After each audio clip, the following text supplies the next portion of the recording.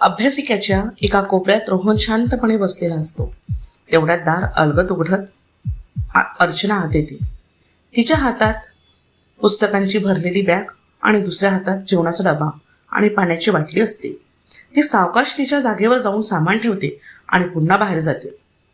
रोहनची नजर मात्र तिच्यावर खिळलेली असते. का कोण जाणे, पण आज तो तिला पुन्हा पुन्हा पाहत असतो. कारण आज अर्चनाचा अभ्यासिकेतला पहिलाच दिवस असतो. दिवस सरत जातात. दोघे रोज एकमेकांना पाहतात पण बोलत नाहीत. रोहनला तिच्याशी बोलायचं असतं पण त्याची हिंमतच होत नाही. एके दिवशी पुस्तकांच्या दुकानात त्यांची अचानक भेट होते. अर्चना त्याच्याकडे पाहून हलकेच हसते. त्या एका स्मिताने रोहनच्या मनात काहीतरी वेगळं सुचतं. हळूहळू त्यांचं बोलणं सुरू होतं. मैत्रीचं नातं नकळत प्रेमात बदलतं. दोघेही एकमेकांना वचन देतात, काहीही झालं तरी आपण एकमेकांची साथ कधी सोडणार नाही.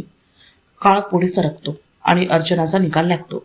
ती उत्तीर्ण होते आणि तिला सरकारी नोकरी मिळते. तिच्या घरी आनंदाचं वातावरण असतं. सर्वजण तिचं कौतुक करत असतात. मात्र काही दिवसांनी ती अचानक रोहनला भेटते. रोहन, आता मी तुला यापुढे भेटू शकणार नाही, मला विसर. हे ऐकून त्याच्या पायाखालची जमीनच सरकते. अर्चना, असं का बोलतेस? मी तुझ्यावर खूप प्रेम करतो, मला सोडून जाऊ नकोस.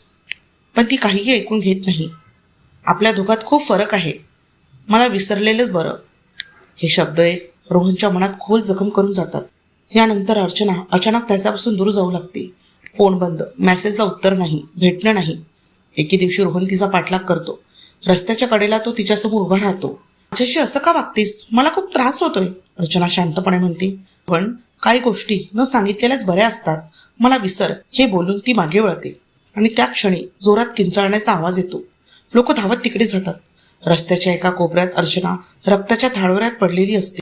रोहन तिच्याजवळ बसतो. तिच्या हातात एक चुरगळलेली चिठ्ठी असते.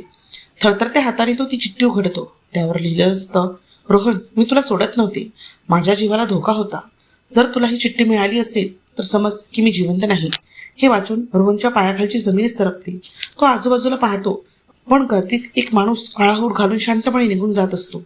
तो कोण होता? अर्चनाला कोणाची भीती होती आणि तिच्या मृत्यूमागचं रहस्य काय होतं याचं उत्तर अजूनही कुणाला माहीत नाही.